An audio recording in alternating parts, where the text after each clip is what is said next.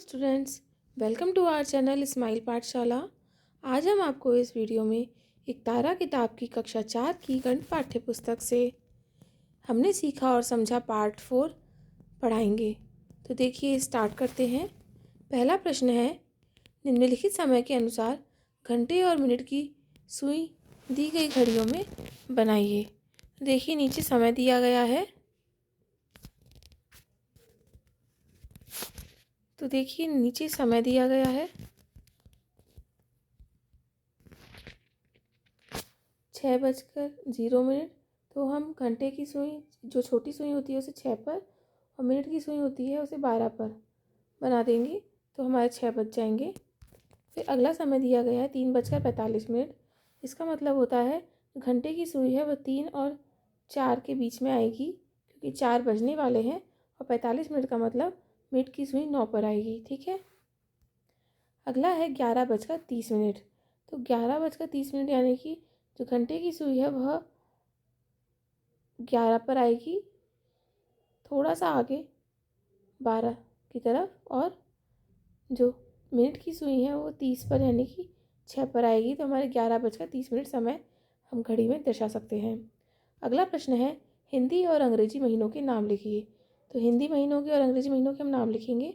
हिंदी महीनों के नाम है, देखिए, चैत्र, वैशाख, ज्येष्ठ, आषाढ़, श्रावण, भाद्रपद, आश्विन, कार्तिक, मार्गशीर्ष, पौष, माघ और फाल्गुन। अंग्रेजी महीनों के नाम पढ़ेंगे अब हम। जनवरी, फरवरी, मार्च, अप्रैल, मई, जून, जुलाई, अगस्त, सितंबर, अक्टूबर, नवंबर और दिसंबर। अगला प्रश्न है, निम्नलिखित समय को परिवर्तित कीजिए। तो हमें 5 घंटे को मिनटों में परिवर्तित करना है। तो हमें पता है कि 1 घंटे में 60 मिनट होते हैं। 5 घंटे में कितने मिनट होंगे? 5 को हम 60 से गुणा कर देंगे, 300 मिनट आ जाएंगे। ठीक है। अगला है 2 घंटे 45 मिनट को मिनटों में परिवर्तित करना है। तो हमें 2 घंटे 45 मिनट को मिनटों में परिवर्तित करना है। तो हम 2 घंटे को पहले मिनटों में परिवर्तित करेंगे। कितना आ जाएगा? 120 मिनट, और उसमें ये 45 मिनट जोड़ देंगे तो हमारा उत्तर आ जाएगा 165 मिनट। ठीक है। अगला है 6 घंटे 20 मिनट को मिनट में परिवर्तित करना है। तो 6 घंटों को पहले हम मिनट में परिवर्तित करेंगे, 60 से गुणा करेंगे, 360 मिनट, और उसमें हम ये 20 मिनट प्लस कर देंगे तो हमारे पास उत्तर आ जाएगा 380 मिनट। अगला है 15 मिनट को सेकंड में परिवर्तित करना है। तो 1 मिनट में कितने सेकंड होते हैं? 60 सेकंड होते हैं। तो 15 मिनट में कितने सेकंड होंगे? 15 को हम 60 से गुणा कर देंगे तो हमारे पास आ जाएगा 900 सेकंड। अगला है 10 मिनट 15 सेकंड को सेकंड में परिवर्तित करना है। तो 1 मिनट में 60 सेकंड होते हैं, तो 10 मिनट में हो जाएंगे 10 गुना 60 सेकंड प्लस ये 15 सेकंड, तो हमारे पास उत्तर आ जाएगा 615 सेकंड। अगला है 3 दिन 12 घंटों को घंटों में परिवर्तित करना है। तो 1 दिन में 24 घंटे होते हैं, 3 दिन में कितने घंटे होंगे? 3 गुना 24 यानी कि 72 घंटे प्लस 12 घंटे, कितना आ जाएगा? 84 घंटे हमारा उत्तर आ जाएगा। ठीक है। अगला प्रश्न है, कुल समय ज्ञात कीजिए। यानी कि हमें जो समय दिया हुआ है हमें उन्हें जोड़ना है। 4 घंटे 35 मिनट और 2 घंटे 15 मिनट का कुल समय हमें ज्ञात करना है। तो कितना आ जाएगा? देखिए,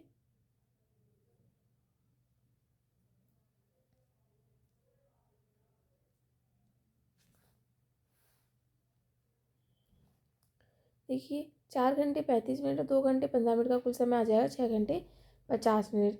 अगला है 1 घंटे 45 मिनट और 3 घंटे 30 मिनट का कुल समय कितना आ जाएगा? पहले हम मिनट को जोड़ेंगे, तो 75 मिनट, और घंटे हमने जोड़े 4 घंटे।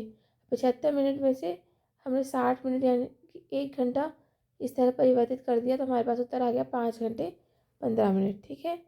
आगे देखिए, 20 मिनट 40 सेकंड और 15 मिनट को हम जोड़ेंगे तो हमारे पास उत्तर आएगा 35 मिनट 40 सेकंड। ठीक है। और इसी प्रकार से हम 5 मिनट 55 सेकंड और 2 मिनट 15 सेकंड को जोड़ेंगे तो हमारे पास उत्तर आएगा 7 मिनट 70 सेकंड। अब 1 मिनट में 60 सेकंड होते हैं, तो हम 60 सेकंड मिनट की तरह परिवर्तित कर देंगे तो हमारे पास उत्तर आ जाएगा 8 मिनट 10 सेकंड। ठीक है। अगला प्रश्न देखिए, समय में अंतर ज्ञात कीजिए। यानी कि हमें जो समय दिया गया है हमें उन्हें आपस में घटाना है। पहला है 9 घंटे 40 मिनट और 5 घंटे 25 मिनट। इसे हम आपस में घटाएंगे। देखिए हमारे पास उत्तर आ जाएगा 4 घंटे 15 मिनट। ठीक है। अगला है 12 घंटे 10 मिनट और 8 घंटे 50 मिनट। इनको आपस में हम घटाएंगे तो हमारे पास उत्तर आ जाएगा 3 घंटे 20 मिनट। देखिए कैसे किया है। 12 घंटे 10 मिनट, अब 10 मिनट में से 50 मिनट नहीं घटा सकते तो हम यहाँ से 1 घंटा यानी कि 60 मिनट उधार ले लेंगे। तो वो कितने हो जाएंगे 70 मिनट। उसमें से 50 गए, 20 मिनट आया और 11 घंटे में से 8 घंटे गए 3 घंटे। 3 घंटे 20 मिनट हमारा उत्तर आया। अगला है 30 मिनट 15 सेकेंड और 18 मिनट को हम आपस में घटाएंगे तो हमारा उत्तर आएगा 12 मिनट 15 सेकेंड। और 1 घंटे 20 मिनट और 45 मिनट को हम घटाएंगे तो हमारे पास उत्तर आएगा 35 मिनट। ठीक है। अगला प्रश्न है, हल कीजिए। उसमें पहला है, यदि स्कूल की कैंटीन में समोसे की कीमत 18 रुपये और जूस की कीमत 22 रुपये है, दोनों की कुल कीमत कितनी होगी। तो हम समोसे की कीमत और जूस की कीमत को जोड़ देंगे। 18 + 22 कितना हो जाएगा, तो हमारा उत्तर आएगा 40 रुपये। अगला प्रश्न है, आपके पास 100 रुपये हैं, आप 35 रुपये की किताब और 45 रुपये की पेंसिल बॉक्स खरीदते हैं, तो कितने रुपये बचेंगे। तो हम पहले किताब और पेंसिल का मूल्य जोड़ देंगे। हमारे पास आएगा, देखिए हम पहले किताब का मूल्य और पेंसिल का मूल्य जोड़ देंगे तो हमारे पास आ जाएगा 80 रुपये। हमारे पास कितने रुपये बचे, तो हम 100 रुपये में से 80 रुपये घटा देंगे तो हमारे पास हमारा उत्तर आ जाएगा, हमारे पास 20 रुपये बचे। ठीक है। अगला प्रश्न है, टीना ने 50 रुपये का पर्स और 75 रुपये की चप्पल खरीदी। उसने 200 रुपये दिए, उसे कितने रुपये वापस मिले। तो हम पहले पर्स और चप्पल का मूल्य जोड़ देंगे। देखिए कितना आएगा, 125 रुपये का उसने सामान खरीदा, 200 रुपये उसने दिए, तो हम 200 में से 125 को घटा देंगे। दुकानदार ने उसने कितने पैसे वापस दिए, दुकानदार ने उसे 75 रुपये वापस दिए। ठीक है। अगला प्रश्न है, रुपए और पैसों का परस्पर रूपांतरण। 475 पैसे को रुपए में बदलें। देखिए 1 रुपये में 100 पैसे होते हैं, यानी कि 100 पैसे में 1 रुपया होता है। तो 475 पैसे को रुपये में बदलना है, तो इसमें से 75 पैसे हमने अलग रख लिए और 400 पैसे हैं उनके कितने हो गए 4 रुपये। तो हमारा हो गया 4 रुपये 75 पैसे, ये उत्तर। अगला है 9 रुपये 25 पैसे को पैसे में लिखें। तो हम कैसे लिखेंगे, देखिए 1 रुपये में इसे हम पैसे में लिखना है तो ये हो जाएगा 925 पैसे। इस प्रकार से 9 रुपये को हम पैसों में कन्वर्ट करेंगे तो 9 × 100 यानी कि 900 और 25 हमें दिया हुआ है, 25 जोड़ देंगे 925 पैसे। अगला है 680 पैसे को रुपए और पैसे में कैसे लिखेंगे। तो हमें पता है 1 रुपये में 100 पैसे होते हैं, तो हम पहले पैसों को रुपए में कन्वर्ट करेंगे, परिवर्तित करेंगे। तो हमारे पास 80 पैसे हैं, इन्हें हमने अलग रख लिया। फिर बचे हमारे पास 600 पैसे। 600 पैसों को हम रुपए में परिवर्तित करेंगे तो हम 100 का भाग लगाएंगे, हमारे पास आ जाएगा 6 रुपये 80 पैसे। ठीक है। अगला है 1000 पैसे कितने रुपए होंगे। इसमें हम 100 का भाग लगा देंगे, हमारे पास आ जाएगा 10 रुपये। ठीक है। अगला प्रश्न है, मुद्रा से जुड़ी दैनिक जीवन की समस्याएं। ठीक है, पहले देखिए,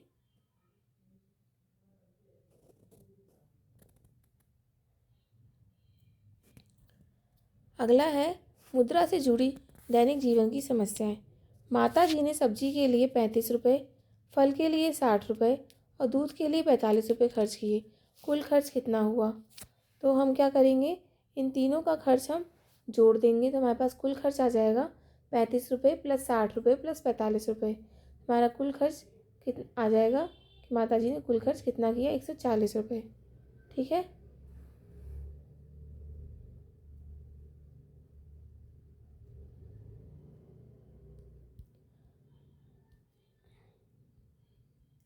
अगला प्रश्न है, राहुल के पास 500 रुपये हैं। उसने 120 रुपये की पेंसिल बॉक्स, 180 रुपये की कॉपी और 75 रुपये की पानी की बोतल खरीदी। तो उसके पास कितने रुपये बचेंगे? तो हम पहले पेंसिल बॉक्स की कीमत, कॉपी की कीमत और बोतल की कीमत को जोड़ लेंगे। जो आएगा उसे हम 500 में से घटा देंगे तो हमारे पास हमारा उत्तर आ जाएगा। तो देखिए कैसे करेंगे।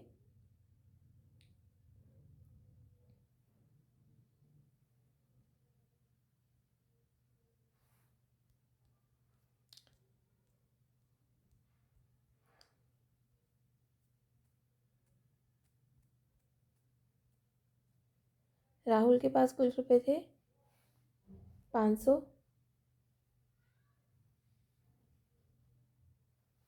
उसने खर्च किए 375 रुपये। तो उसके पास कुल कितने बचे?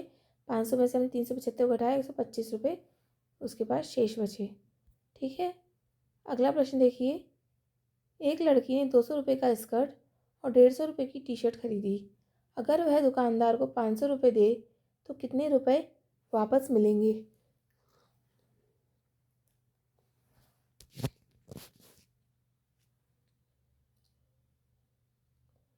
देखिए हम 200 और 150 को पहले जोड़ देंगे तो हमारे पास कितना आएगा, 350 रुपये।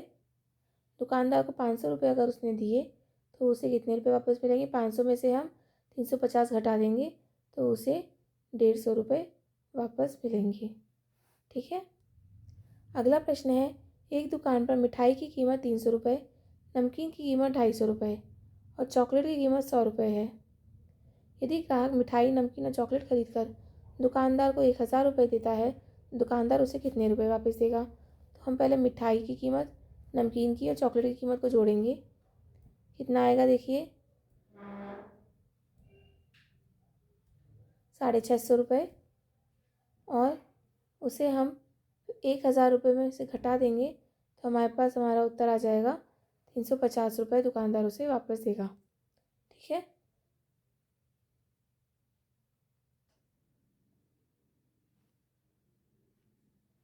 देखिए अगला है, रवि ने 50 रुपये के 2 नोट, 20 रुपये के 3 नोट और 10 रुपये के 5 सिक्के दिए। कुल मिलाकर उसने कितने रुपए दिए? देखिए 50 के 2 नोट यानी कि 100 रुपये, 20 रुपये के 3 नोट यानी 20 गुना 3 बराबर 60 रुपये और 10 के 5 सिक्के यानी कि 50 रुपये। उसने दिए, कुल कितने रुपए दिए उसने? देखिए 210 रुपये उसने दिए। ठीक है।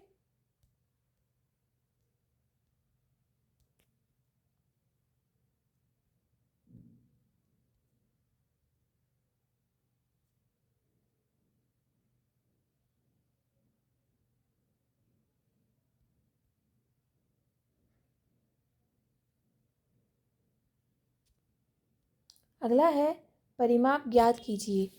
तो एक आंगन की लंबाई 25 मीटर और चौड़ाई 10 मीटर है। आंगन का परिमाप क्या होगा? आंगन की हमें लंबाई और चौड़ाई दी हुई है यानी कि आंगन आयताकार है। आयत का परिमाप क्या होता है? 2 गुना लंबाई प्लस चौड़ाई। तो हम लंबाई और चौड़ाई की संख्या को इस सूत्र में लिख देंगे और उससे हम हमारा उत्तर ज्ञात करेंगे। देखिए किस प्रकार से ज्ञात करेंगे। आंगन की लंबाई 25 मीटर और चौड़ाई 10 मीटर है। आंगन का परिमाप हो गया 2 गुना लंबाई प्लस चौड़ाई।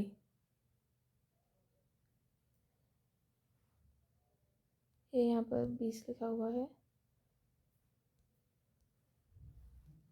ये 20 नहीं आएगा, यहाँ गलत से 20 लिख दिया है। यहाँ पर 25 आएगा।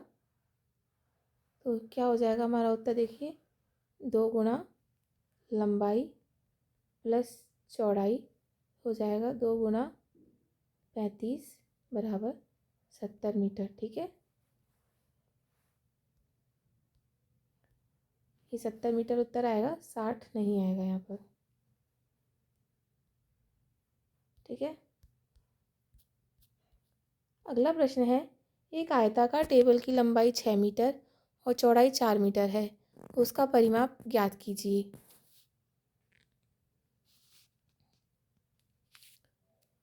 तो इसको भी हम इस सूत्र में लिख कर ज्ञात करेंगे। 2 गुना लंबाई प्लस चौड़ाई कितना हो जाएगा, देखिए 2 गुना 10 बराबर 20 मीटर हमारा उत्तर आ जाएगा। अगला है, एक कक्षा के दरवाजे की लंबाई 7 मीटर और चौड़ाई 3 मीटर है, दरवाजे का परिमाप क्या होगा। तो वही परिमाप के लिए हम ज्ञात करेंगे 2 गुना लंबाई प्लस चौड़ाई, तो हो गया 7 और 3 10 बराबर 20 मीटर। ठीक है, अगला है, एक बगीचे की लंबाई 30 मीटर और चौड़ाई 20 मीटर है, बगीचे के चारों ओर तार लगाने के लिए कितनी लंबाई के तार की आवश्यकता होगी। तो हम क्या करेंगे, 2 गुना लंबाई प्लस चौड़ाई बराबर 2 गुना 30 और 20 50 बराबर 100 मीटर तार की आवश्यकता होगी। ठीक है, अगला है, देखिए हमें 2 चित्र दिए गए हैं, एक आयत का चित्र है और एक वर्ग का चित्र है। आकृति 1 में घेरे की कुल लंबाई निकालनी है और आकृति 2 में भी हमें घेरे की कुल लंबाई यानी कि परिमाप ज्ञात करना है और हमें भुजाएं दी हुई हैं। देखिए ये आकृति एक आयताकार है, इसकी हम घेरे की लंबाई ज्ञात करेंगे 2 गुना लंबाई प्लस चौड़ाई, यानी कि क्या करेंगे 2 गुना 4 प्लस 7 बराबर 2 गुना 11 बराबर 22 मीटर उत्तर आ जाएगा। और वर्ग की लंबाई याद करेंगे 4 गुना भुजा यानी कि 4 गुना 4 बराबर 16 मीटर, 16 मीटर हमारा उत्तर आ जाएगा। ठीक है,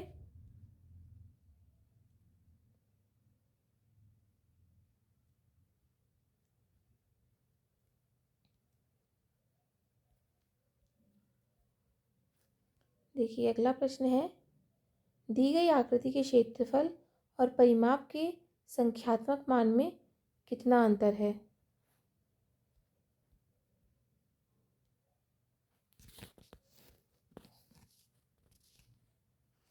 देखिए क्षेत्रफल कितना है इसका, एक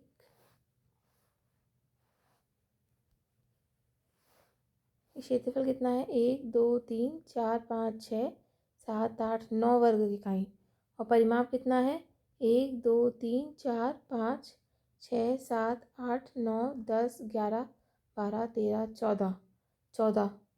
तो हम 14 में से 9 घटा देंगे तो हमारा उत्तर आ जाएगा 5। ठीक है, 5 का अंतर है संख्यात्मक मान में।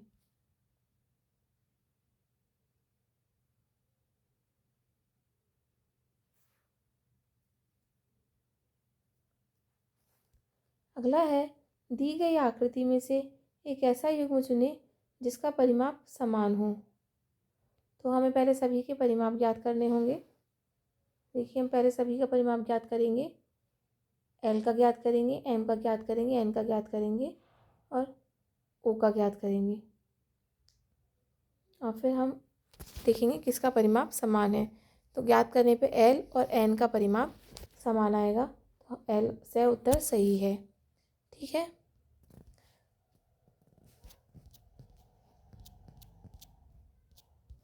अगला देखिए, दी गई आकृति में से एक ऐसा युग्म चुनें जिसका परिमाप समान हो। तो अभी हमने बताया एल और एन का परिमाप समान है। निम्नलिखित में अगला है, निम्नलिखित में से किस आकृति का क्षेत्रफल सबसे अधिक है। और ये एक येलो कलर का जो ब्लॉक है इसका मतलब है 1 इकाई। ठीक है, आकृति का क्षेत्रफल सबसे अधिक किसका है, तो हम क्षेत्रफल देखिए 1 2 3 4 वर्ग इकाई है इसका, 1 2 3 4 5 6 7 वर्ग इकाई है इसका, इसका 6 वर्ग इकाई है और इसका भी 6 वर्ग इकाई है। तो सबसे अधिक क्षेत्रफल ब का है, आई शेप का है। ठीक है। अगला है, कक्षा 4 के छात्रों ने गणित विषय की एक परख में 2, 4, 3, 2, 4, 3, 2, 5, 1, 3, 1, 3, 2, 4 एवं 5 अंक प्राप्त किए। इन प्राप्तांकों से नीचे दी गई सारणी की पूर्ति कीजिए और नीचे दिए गए प्रश्नों के उत्तर लिखिए। तो देखिए, ये सारणी है, ये हमने बनाई है। टैली चिन्ह लिखे हैं एक तरफ और एक तरफ छात्रों की संख्या लिखी है। उस हिसाब से हमने सारणी बनाई है। कुल छात्रों का योग 15 है। तो पहला प्रश्न है, 3 अंक प्राप्त करने वाले छात्रों की संख्या बताइए। 3 अंक प्राप्त करने वाले छात्रों की संख्या 3 है।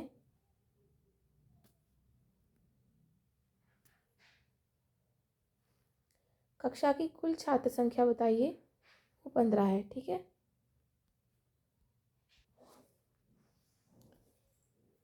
अगला प्रश्न है, गत सप्ताह विद्यालय में अनुपस्थित रहे विद्यार्थियों की संख्या सारणी में दी गई है, इसे दंड आरेख द्वारा दर्शाइए।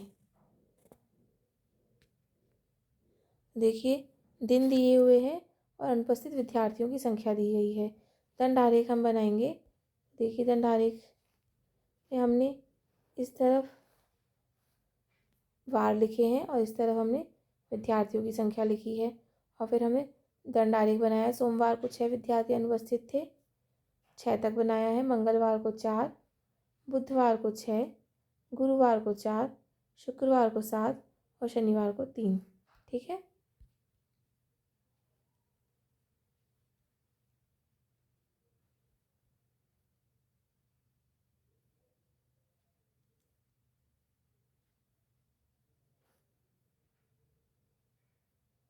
इसमें देखिए गलत है, सोमवार को 6 नहीं 5 विद्यार्थी अनुपस्थित थे, तो हम 5 तक बनाएंगे इस दंड आरेख को, 6 तक नहीं लेकर के जाएंगे। ठीक है। इसी के साथ हमारा ये पार्ट, हमने सीखा और समझा पार्ट, समाप्त होता है। आशा है आपको वीडियो अच्छा लगा होगा। आगे की वीडियोस के लिए हमारे चैनल से जुड़े रहिए। हमारे चैनल को लाइक कीजिए, शेयर कीजिए और सब्सक्राइब कीजिए। धन्यवाद।